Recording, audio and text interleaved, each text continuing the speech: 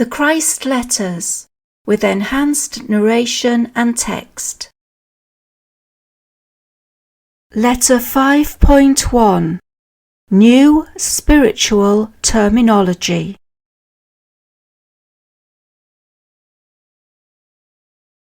Narrator's Note. A special word on formatting. The recorder explains in the foreword that in order to show that some powerful statement had come from Christ's mind into hers, she used italics, emboldening, and capitals. Some may find this unconventional formatting interferes with the flow of reading. And this was actually the intention, because these letters are not meant to be read, but pondered. This means you have to stop on the specially formatted words and think about what the words are trying to convey to you. You have to reach into the infinite dimension in order to try to understand what you are being told. To honor the recorder's intention, all the emboldened words have a reverb effect added to them, and the words in capitals and italics will also be highlighted with a bell sound, one bell at the start of the phrase and two bells at the end. These sound effects will help to harmonize the recording with the text. I am also reading slowly to allow time to ponder the meaning behind the words. I, the Christ, am writing this letter 5 to clearly define the hidden reality, which I will also refer to as the universal and divine, to help you stretch your minds to understand that whilst you are an individual, that which has given you being and individuality is itself universal, eternal, infinite, everywhere without beginning or end. For the sake of those people who have chosen to read letter 5 before my earlier letters describing my life and true teachings on earth, I will make a further statement that my true Jesus Christ self must not in any way be confused with the Jesus recorded in the New Testament. Since my original teachings in the form of the 4 Gospels have been distributed worldwide and grossly misinterpreted, it is my intention to begin teaching truth of existence by explaining the true meaning of my original terminology as quoted in the Gospels. This is necessary to dispel and eventually eradicate from people's consciousness the misunderstandings which have persisted and misinformed generations of spiritual seekers since my life on earth. When on earth, to describe the reality behind and within existence, I deliberately coined the term the Father when referring to God. This was done for 2 reasons. Firstly, as I explained in letter 1, when I received enlightenment in the desert, I was enabled to see that the concepts describing the Creator of the universe as revealed by the Jewish prophets were completely wrong. Secondly, I was given to perceive clearly and fully understand the true nature of the Creator, and I realized that it was a nature of parenting, of fulfilling the needs of creation in clear-cut, specific ways, which were synonymous with those of a father-mother. Indeed, I saw that the parenting impulses present in all living creatures had been drawn directly from the Creator, and that the origin of all love and parenting drives was also the origin of life and existence itself. I also saw that creation was a visible manifestation of the universal creative impulses of being, and therefore humankind could be termed the offspring of the Creator. For this reason, it was quite natural for me to speak of the Father when referring to the Creator, since to me this is what the Creator truly is in every way, more especially Father, Mother.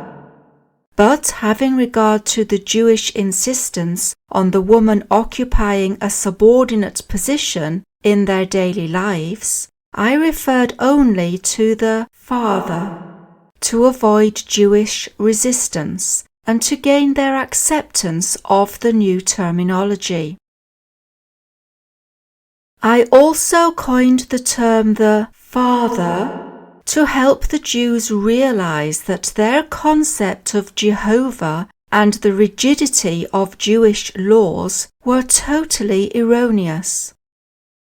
Also, by using a new terminology, the Father, to describe the Creator, the creative impulse behind and within existence, I made it clear I had brought an altogether new teaching in opposition to the accepted belief in a God which rejected certain people and sent disasters upon them as retribution.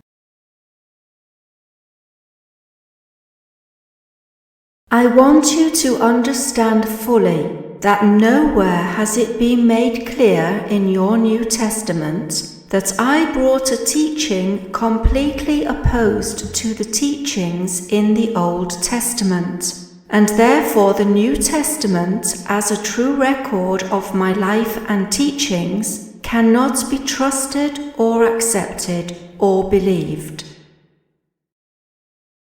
A true and accurate record of my personality, enlightened nature, emotional attitudes and teachings themselves would have made it abundantly clear that the old Judaic forms of religion and my enlightened teachings were diametrically opposed in every way. The Judaic religion was one of extreme materialistic concepts. There are certainly writings from which spiritually enlightened Jews drew and continue to draw a mystical perception of our source of being. They are to be greatly honored and respected for their transcendent states of mind. But as the prophets reached the average man and woman, their writings transmitted a different, controlling message, which is purely human and false. No control for good or evil is exercised from a God above. If there were, the world would not be in such a shocking state of upheaval and misery. I brought a new teaching, which was directed exclusively at making people aware of universality and love, the indwelling nature, as well as the transcendent nature of that which brought all creation into visible manifestation.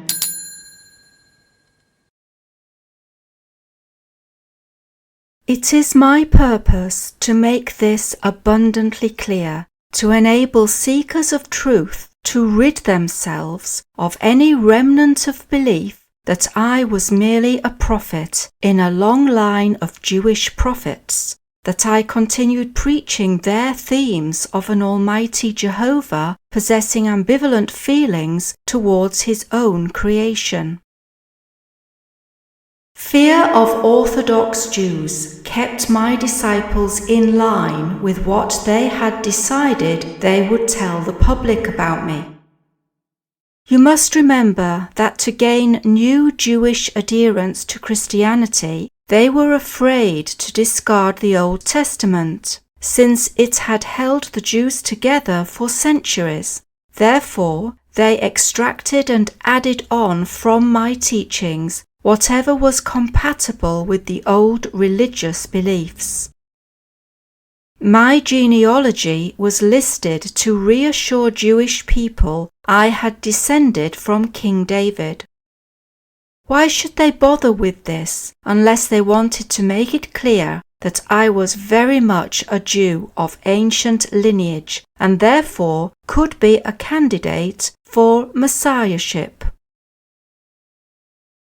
If they truly understood what I had come to earth to do, to break away from the past and lay the foundations for an altogether new future of understanding and activity, they would have made valiant efforts to make certain that people understood the true purposes which drove me to the day of my death. But they did not do this. They obscured much of what I tried to teach. A strong-hearted disciple of mine, Stephen, was less afraid to speak out about my true teachings, although these had also been embroidered, but even so, he was stoned to death. You must understand that life for my disciples was precarious, and it is little wonder that my true teachings were covered over with traditional thinking to make it more palatable to the public. Even so will there be fierce disputations when I say that Christianity only presents a record of some of my statements and healings, which are not in too much conflict with Judaic teaching. It is a religion coined by my early disciples and by Paul after his induction in Antioch, to keep the Jews together as far as possible and to bring Gentile converts into the fold. Expediency then became a facet of Christian thought. This is the truth of my life and death on earth. Disputations will arise because people hold on to cherished beliefs and surrender them only with the pain experienced by those who lose their dearest possessions. Nonetheless, dear as the beliefs may be to people, they are only beliefs. They are not a sure foundation on which to build new lives. Now that I am returning to you through the medium of these letters, I am again making every attempt possible, within the parameters of your human perceptions, to describe for you the reality, your source of being, which initiated the universe and existence itself. Exactly as 2,000 years before, I have now come through the medium of these letters to lay the foundation for future spiritual evolution during the next millennium. Your spiritual development can only arise out of your deeper perceptions and understanding of the nature of existence and of that which brought you into being. For what you clearly perceive creates the conditions under which you live. Because you have not understood your true spiritual origins, humankind is continually embroiled in wars, and has spawned earthly conditions which are both a disgrace to human consciousness and a source of human suffering of every kind. For this reason, I am radiating the full power of my Christhood consciousness to bring the truth of existence to you in the kind of modern, understandable terminology to enable you to construct a new consciousness and realization of truth as it really is, rather than allow you to continue adhering to those false beliefs you have been taught or have been brought to you by tradition. With usage and understanding, the terminology will come to arouse in you the same, or more, reverence and love and spiritual insight as you previously felt when using the word God. Loaded with universal meaning, the more appropriate terminology will eventually fill you with spiritual power when you use and visualize the meaning of the words.